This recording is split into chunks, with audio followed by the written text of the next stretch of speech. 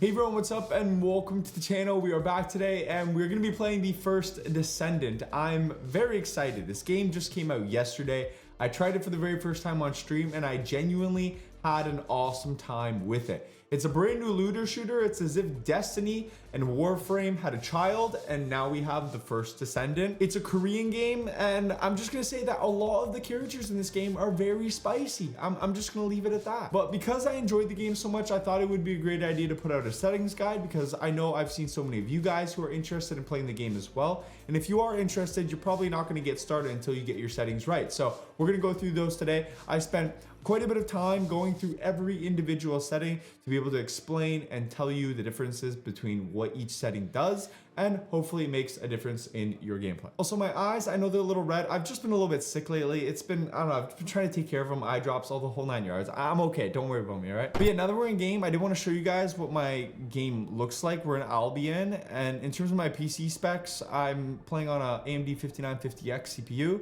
RTX 3090 graphics card, and it obviously has the power to pull a lot more than this, but I'm playing on a lot of low settings and the game looks absolutely fantastic. There's not a single problem I have with it. Textures are all rendered in. The textures look really good. I got shadows on my character. So all these settings should be able to bring a lot of performance out of your game, even on a low spec PC, but I'm playing on a high spec PC and I'm still choosing to play on these settings. So yeah, we're gonna go to our options in terms of graphics. If you are playing on a console, I always opt to play on performance mode. I mean, if you can get more frames out of this game, just get more frames. Frames are king. I don't think you can make the game look bad, so go for it. But on PC, playing on custom graphics settings, ray tracing, I have that turned off. I mean, it's just like next level reflections. Ray tracing will just tank your frame rate, so I just turned off. In terms of additional options, I play on an NVIDIA graphics card, so I chose NVIDIA. DLAA is what I found to just be the most stable. In my opinion, it's the best upscaling technology provided for DLSS, and honestly, it just always provides really good picture quality and pulls me some good frame rates. In terms of VSync, I always turn this off. NVIDIA Reflex Low Latency, I turn this on. Enable plus boost just as necessary. It's just gonna pull more from your CPU. In terms of frame generation, I have that off. Ray reconstruction off. All these are just off by default. Can't even control them. Maximum frame rate, I have that set to unlimited. You could cap this if you had a 144 hertz monitor. I have a 240 hertz monitor. I just set it to unlimited. I'm not pulling 240 frames, but it's just uncapped, so I leave it at unlimited. Moving down to visibility, this is how far you're gonna be able to see things, like in terms of actual images rendering in. I think ultra is a little bit overkill, so I just set it to high. And as for the rest of my settings, anti-aliasing, post-processing, shadows, global illumination, etc., all of this I just set to low. Even my physics, motion blur, I have set to off. Like I said, the game looks fantastic still. When I'm running around, when I'm playing, I'm getting bare minimum 100 FPS in game, and I'm getting sometimes up to 180 FPS, especially when I'm inside. And the game just looks really, really freaking good, man. I have no problems with it. All low settings. I think that they made it so that the game can't look bad. So if you just want performance, that's the way to go. Now getting to the gameplay settings, this is where things get a little bit confusing for some people if you don't know what some things mean, along with some of the other settings. But friend invite requests, party invite requests, and receive support requests, I leave these on, all on, accept all, just because I don't want to like limit what I can and can't see if people are trying to reach out to me or whatnot. In terms of creator icon, I honestly don't even know what creator icon specifically entails, if that means like you're a creator for the game, but I do have it set to on, and if I go in here to my social tab, you can kind of see above my face cam, there's a little C. That's what it is. I mean, if you want it on, you have it on. It really makes no difference, to be honest. In terms of hide nicknames on or off, this is personal preference. I have them set to off just because I like to see people's actual gamer tags, like their originating name, so not everybody can just change their nickname. In terms of chat settings, text and voice chat permissions, I have that on to accept all. Hide chat automatically. I do like this on if you're in game and you open your text box and I close it. It'll eventually disappear when I am inactive and I'm no longer doing anything. But this guy is going to the bathroom to piss real quick. It's not really important information to me, and it disappears after enough inactive time. If you have it off, it'll be on all the time. That little box will always be apparent. That's personal preference. I personally think that would be a little bit messy on my screen, so I have it off. Chat window transparency I set to very low, and I did change the text to very, very small, just because when you do open the chat, you'll be able to see the most amount of text. It's not so small that you can't read it, but it's small enough that it's not. I'm not a grandpa. I can read. Damage display options: weapon damage details, skill damage details, show HP shield values, and show HP shield increase and decrease.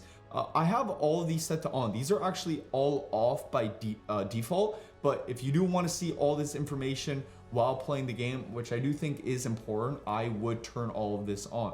This last show status effect text I've also set to on, which was off, but if you have it off, you will still see the status effects. It will only show you the icon though, but I have it set to on all so that it shows me effects on me and my enemies, and it'll also tell me the name of the status effect. I think when, we're all new, we're all just starting the game, it's only one day in, I think having it set to on all can be good temporarily until you do understand and know what all the status effect icons mean with actual names. So yeah, I'm having that set to on all right now. Moving down, we're gonna go to the control method. Aim control, this is like when you're ADSing, if you have to just tap to ADS and then toggle off ADS. I have it set to hold because I play first person shooter games, and I don't know a lot of people who do play it on toggle. So I hold to ADS. I think most of you guys will like that as well. Sprint control, I have this on hold, but I play on mouse and keyboard primarily. I know a lot of controller players definitely set this to toggle.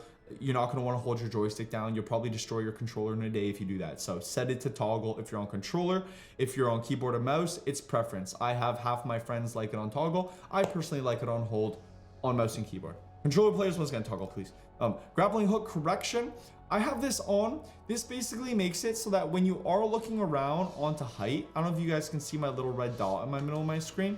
I can't show this because I'm in Albion, but when you do grapple, it will auto correct and go to the nearest spot that is grappleable. You won't have to spam click and look for an actual spot that can be grappled, but you will if you have this setting off. So yeah, make sure you have grappling hook correction on. It's a pretty important setting, but this one is a little bit personal preference, this next one, and I do think there's a reason some people like it. I'll tell you the reason why I don't like it.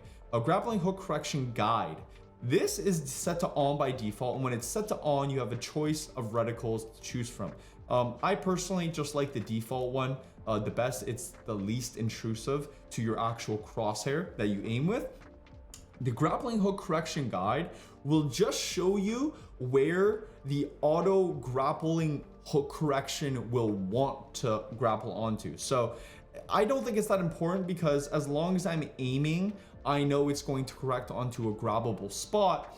I don't really need to see the specific exact coordinate of where it's going to grab onto with this giant red dot in the middle of my screen, in the middle of my crosshair.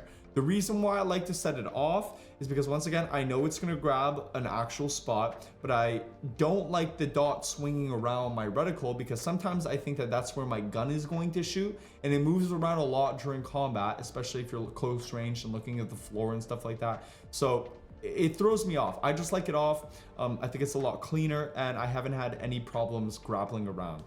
Firing position HUD guide. This is also another pretty important setting. Sometimes if your crosshair for your weapon isn't exactly on target, or it's moving around a little bit, it will show an X indicator of your actual gunfire to show you where your bullets are actually going. So you can kind of correct yourself. Oh, my crosshair's in the wrong spot. Aim to the X, you'll hit your shots.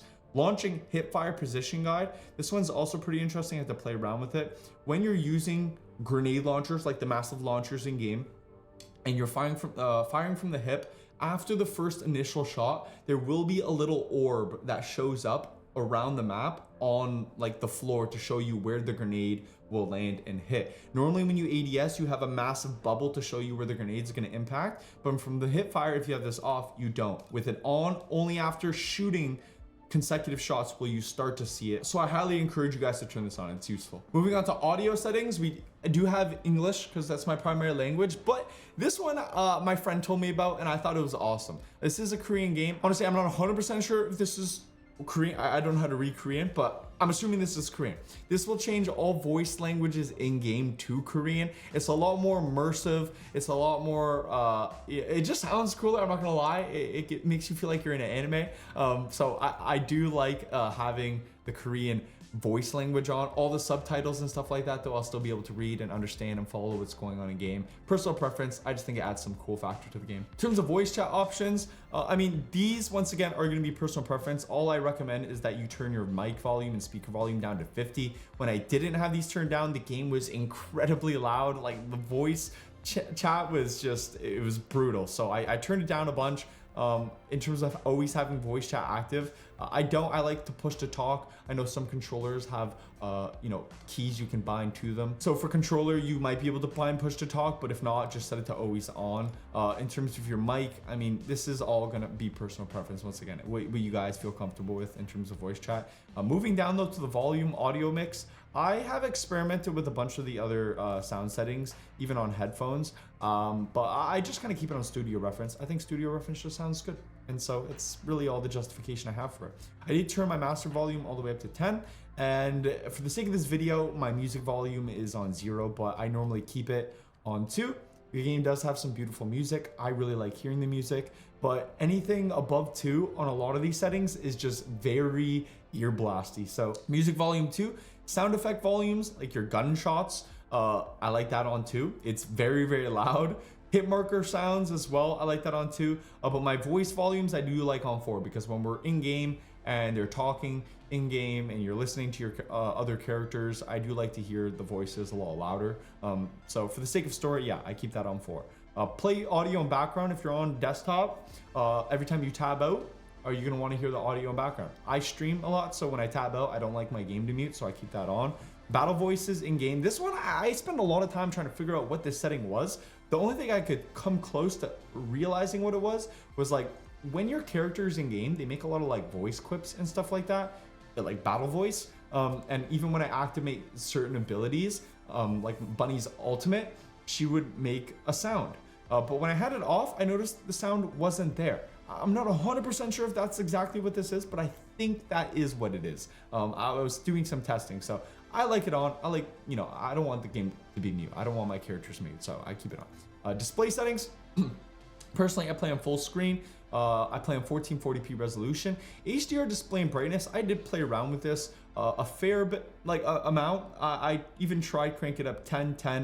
1010 honestly looks pretty decent, but I found 5.5 to just be the best in terms of being able to see in all environments. Like it really just covered the whole spectrum.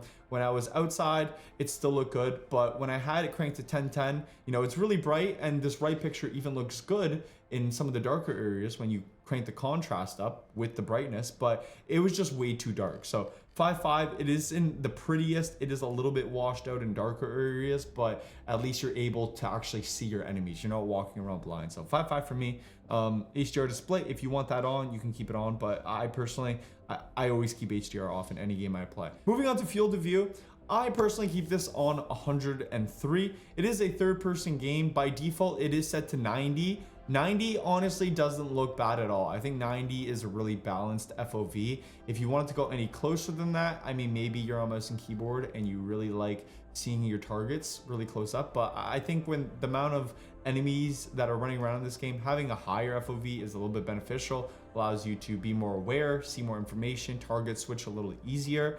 I have a lot of friends who play on 120, and 120, don't get me wrong, is a decent FOV. It is very fisheye lensy though. It's a little bit much for me. I don't think it's quite necessary. This game is already a third-person shooter, so your FOV, like what you can see, is already cranked. So I just don't think 120 is necessary. Some people are gonna like this. I feel like you can't really see your character as well either, which takes away a little bit from the immersion. It's just too much for me. But if you are looking for the ability to see most information, go 120. I personally play on 103. It's more than 90, so you're not as tunnel visioned in. You still get a lot of information around you. You're not going to be caught off guard by anyone, but at the same time, it makes shooting very, very far range targets a little bit easier because my FOV is bigger. I can see closer up. My enemies will be larger at far ranges. I also aim train a lot, and 103 is just a real sweet spot middle ground. ground FOV. You can target switch on it still. You can still do static clicking, dynamic clicking. Any form of aiming is sturdy on 103. So we're gonna move on now. In terms of sharpness, this is going to be personal preference. I will show you guys really quickly. At 0, the game looks really smooth. Even a sharpness of 5, it does add a lot of jagged lines and sharpness to your game, which can look a lot crispier and even make the game more enjoyable to look at to some. But me personally, I think when I'm moving around lots, I'm shooting a bunch of enemies, it's just a lot less visually straining when I have sharpness on 0. The game is set to 0 by default. I like it at 0. It's just smooth, it's easy on the eyes, and I have no problem seeing anything. Another setting now, moving on to the city camera. City camera, I have this turned off. It is on by default. When you're running around in game, in combat, you'll notice that your character is a little bit to the side. If you guys can see in the middle of my screen right now, right on the wall there's a little red dot. Your character is off center because they're to the side of your crosshair. And that's kind of the way I like it. I like to just feel the same as I am in Albion as I am when I'm in combat. But if you have this setting turned on, the city camera, specifically and only in the main hub area in Albion, your character is now centered. And the red dot that was on the wall is now on my character's back. It moves you more directly behind the character. And maybe some will like this, you know, maybe it's a bit more of an immersive feel when you're in Albion. But I just don't like my camera changing like that. I would prefer it to be default set one way all the time. And I also just don't like having the red dot over my character. I feel like when you are in city camera, it makes it more immersive for me. I can see my character, the red dot isn't on them. I can see my skin better, and yeah. Moving on to keyboard and mouse settings, I play on keyboard and mouse and controller. I have so much experience on both inputs, so I will be going over both of these settings. As a matter of fact, I'm probably going to go over controller first because most of you guys play on controller. I'm sure there's a lot of people from console here. In terms of normal button settings, I keep this on default. These I don't recommend changing. I also play on a SCUF controller, and a SCUF controller has 4 back paddles, so you can set X, circle, triangle, square to all your back buttons. If you're on Xbox, A, X, B, Y. I don't do Xbox controller, so it's just you do you. But cursor speed, I actually set this all the way up to 30. 30 is the fastest you can set it, and it is still not as fast as I'd like it to be. I think I could handle a much higher sensitivity for the cursor, but it will make looting and just going through your inventory a lot easier. Vibration functions, I like these turned off. Nobody likes to be shaken while throwing a basketball. Don't want it while I'm gaming. Adaptive triggers, I also like these off. If you're here for immersion though, you know what? Screw it. Keep them on. But if I'm looking to hit my shots as effectively as possible, I'm keeping it off. Invert X-axis and Y-axis, I keep these both off unless you're an alien. Now moving on to my sensitivities. These are personal preference. Not everybody will like this, but these are what I find to be my most accurate controller settings. 50 and 25 is what it is by default for your look around sense.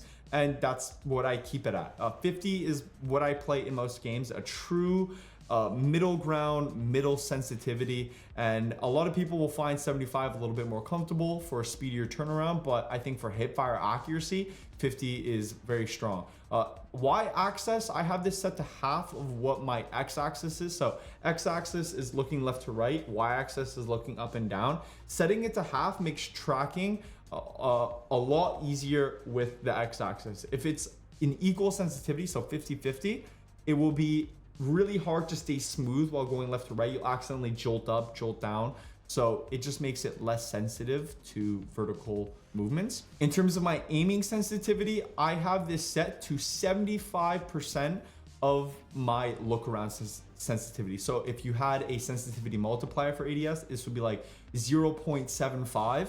And so it's 38, and then I do the same. I half my Y-axis sensitivity. I find precision shooting with these sensitivity values very accurate. It doesn't matter how far away they are. I feel like I can confidently hit them. And it's fast enough that you can pretty much still keep up with anything that's in your face. So give these a try. Let me know how you feel about them. It's a little slower at first, but I think with some time you can adjust and you honestly just get used to it. Aim assist function, I keep this on 100%. Hip fire for aim assist, 100% keep this on. And I cranked all these up to 100%. I know some people may like less aim assist. Some people say it gives you more control. These are all set to 80 by default, but in any game that offers aim assist, it is always best to just use it to its maximum potential. It'll make your day much easier. So crank them all to 100%.